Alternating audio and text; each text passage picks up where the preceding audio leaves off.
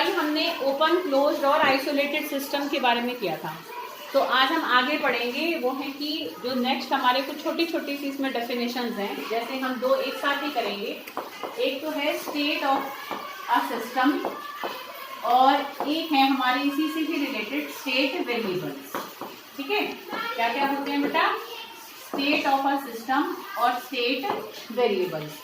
तो state of A system को हम देखो, स्टेट का मतलब होता है जैसे अवस्था, कि कोई भी चीज अपने किस अवस्था में है। जैसे जब हमने कोई काम प्रोसेस करनी शुरू करी तो शुरू में जो उसकी अवस्था होगी उसको तो हम इनिशियल स्टेट कहेंगे।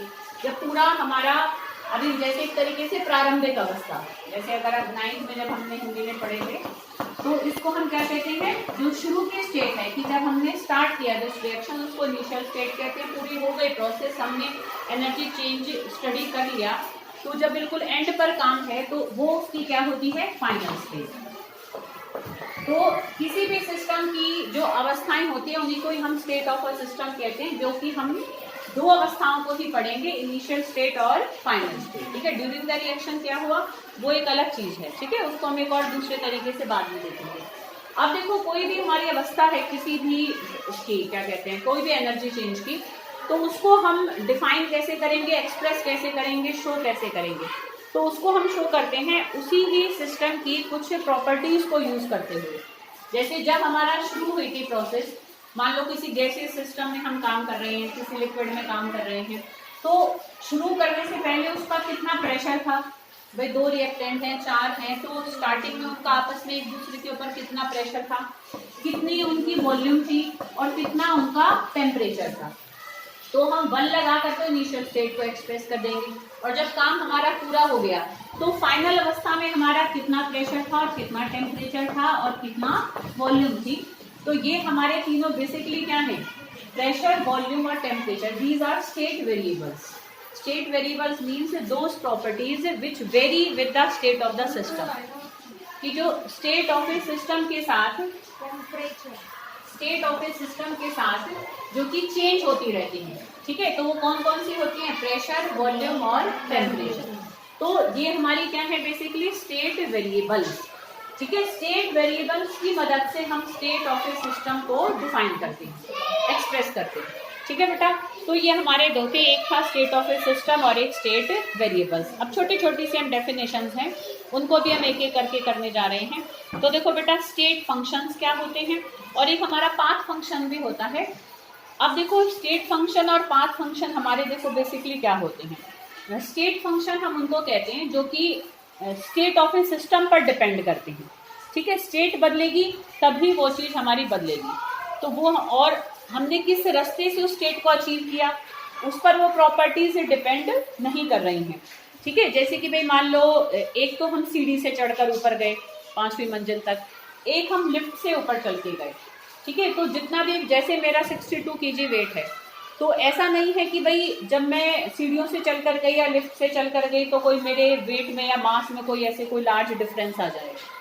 समझ रहे हो कि हमारा जैसे कि एक तरीके से वॉल्यूम है, भाई कोई भी चीज है कि जिसने जितनी वॉल्यूम काम करने से पहले लिया, काम करने के बाद भी, तो वो वाली प्रॉपर्टीज जो कि सिर्फ उस अवस्था पर ही निर्भर कर रही हैं कि पहले कैसा था और बाद में कैसा था।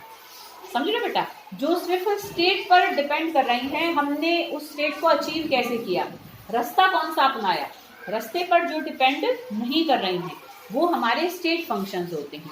कि those properties which depends only upon state of A system and not upon the path followed. कौन से रास्ते से हमने उस चीज को पाया उस पर वो डिपेंड नहीं कर रही। क्लियर आ रही बेटा बात समझ में? तो वो हमारी स्टेट फंक्शंस होती हैं। पर कुछ ऐसी प्रॉपर्टीज भी होती हैं जो पाथ पर डिपेंड करती हैं। अब जैसे वर्क है, तुम सीढ़ी से चल के जाओ और तुम लिफ्ट से चढ़ के जाओ, तुम देख लो तुम्हारे कहाँ दम निकल जाएगा और कहाँ तुम आराम से पहुंच जाओगे। वर्क डन दोनों में अलग हो गया ना बिल्कुल।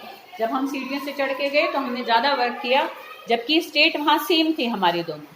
ठीक है, पर पाथ पर जो हमारी क्या है, डिपेंड करती है प्रॉपर्टीज, तो वो हमारी क्या होती है बेटा, पाथ फंक्शन होती है।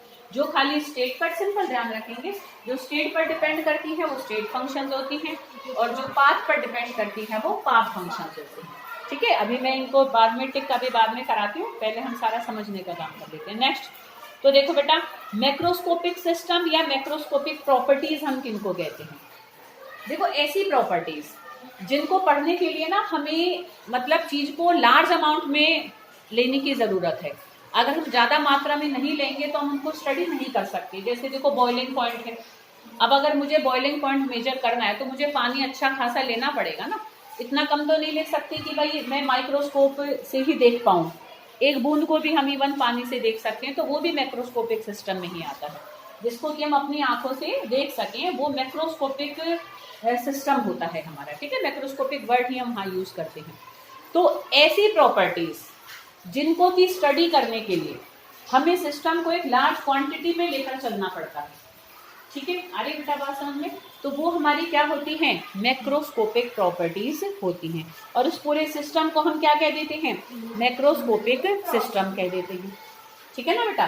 पूरा सिस्टम मैक्रोस्कोपिक सिस्टम होगा और जिन प्रॉपर्टीज को हम मैक्रोस्कोपिक लेवल पे सिस्टम को लेकर ही स्टडी कर सकते हैं, तो वो हमारी क्या होती है, मैक्रोस्कोपिक प्रॉपर्टीज होती है, ठीक है। जैसे कि देखो बेटा, अगर मैं मास की बात करूं तो मास को मैं बहुत छोटी चीज का भी देख सकती हूँ, चाहे हम इनडायरेक्टली निकालें चाहे कैसे निकालें। हम एक इलेक्ट्रॉन का भी निकाले हुए हैं, एक प्रोटॉन का भी निकाल रखा है। तो जरूरी नहीं है कि मास एक तरीके से ज्यादा मात्रा लेने पर ही एक तरीके से डिपेंड कर रहा है कि हम जब भी किसी चीज का भार नाप पाएंगे जब उसको बहुत ज्यादा क्वांटिटी मिले। थोड़े भी लेकर भी नाप सकते हैं। तो एक तरीके से मास हमारा मैक्रोस्कोपिक सिस्टम नहीं है। पर बॉइलिंग पॉइंट है, मेल्टिंग पॉइंट है, ये सारी हमारी कैसी होती हैं, मैक्रोस्कोपिक प्रॉपर्टीज होती हैं, ठीक है। और मैक्रोस्कोपिक प्रॉपर्टीज को स्टडी करने के लिए, ठीक है, जो हम सिस्टम उठाते हैं ज़्यादा मात्रा में, फिर उस सिस्टम को हम क्या कहते हैं, मैक्रोस्कोपिक सिस्टम कहते हैं। अब हम जो मैक्रोस्कोपिक प्रॉपर्टीज ही हैं उनको तो हम दो पार्ट्स में डिवाइड कर सकते हैं। और ये दोनों तुम्हारी कई बार आई भी हुई हैं कि देखो एक्सटेंसिव प्रॉपर्टीज क्या होती हैं और इंटेंसिव प्रॉपर्टीज क्या होती हैं, ठीक है। तो देखो बेटा,